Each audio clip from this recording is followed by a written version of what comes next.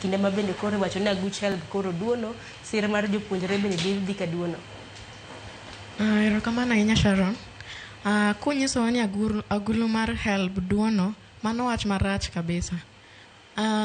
Nyiswa ne uru ni sources mag HELB otimore nade, ang'o mosetimore kocha.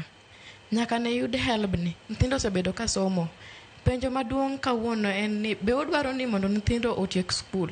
Be udwaro ni nyithindo mane mbalariany gi gitiek skul. To ka gitieko skul, en ang'o motimonegi? Gimomiyo ok gi thuolo mar chulo HELB no en nikech there is a higher rate mar unemployment na youths.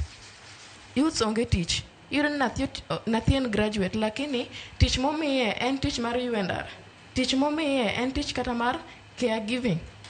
Koro udwaro ni wachul HELB ni gang'o ko ok umiwa tich tok tieko skul. Wach mar ariyo en ni kukoso miyowa HELB ni nitiere the most needy students mane skundegi.